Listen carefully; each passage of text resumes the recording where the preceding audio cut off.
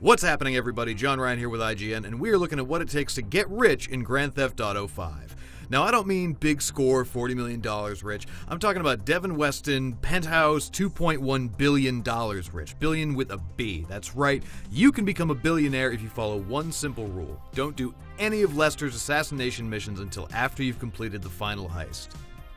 If you've already played through the game on 360 or PS3, you probably knew this already. But if you're just visiting Los Santos for the first time, here's how to take that measly 38 or 39 million you made during the big score and turn it into some serious walking around money. Once you pull off the Union Depository heist and finish the game, you should have about $38 million in each character's bank account, maybe a little bit more if you helped out the FIB and, spoilers, killed Trevor. Lester still has 4 assassination contracts for you to complete, and they're where you're really going to rake in the big bucks. Of course, you had to complete the hotel assassination in order to move on through the story, but for the love of science or whatever you believe in, make sure not to take on any of his other missions until after completing the big score.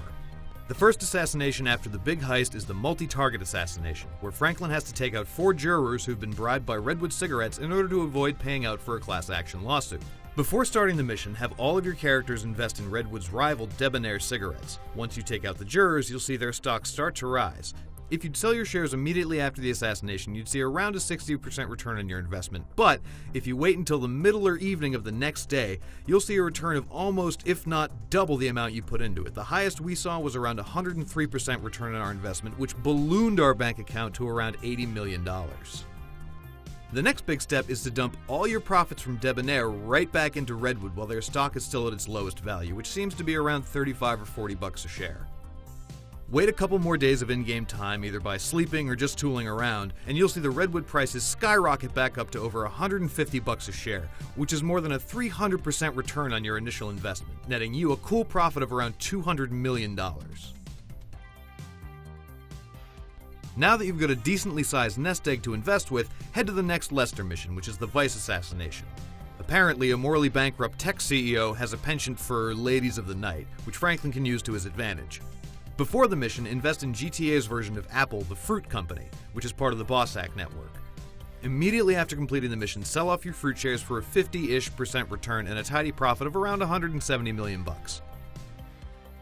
The next step is one that a lot of folks forget, and it's the one that makes the difference between netting more than $2 billion in the stock market as opposed to a piddly little $1.4 billion. After selling off your fruit shares, head over to the Facade stocks page and put all your money into that. Their shares have dropped by around $200 each.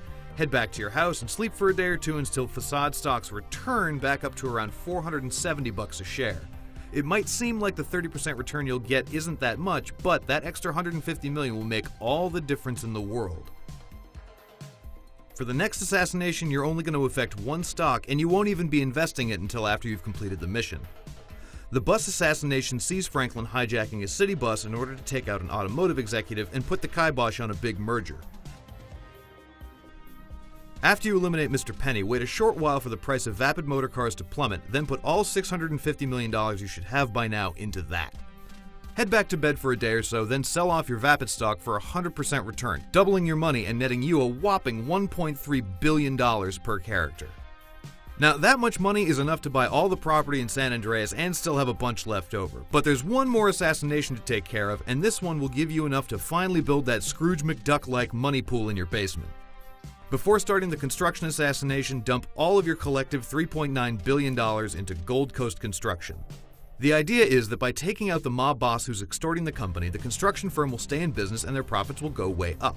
Once you blast your way through the construction site and take down Benelli, wait a day or two and then sell off your last ultra-profitable stocks for about an 80 or 90% return, and make a huge profit of more than an additional $1 billion. And that's it. You're officially now a Vinewood billionaire. Just remember, the road to riches is paved with patience and constant manual saves.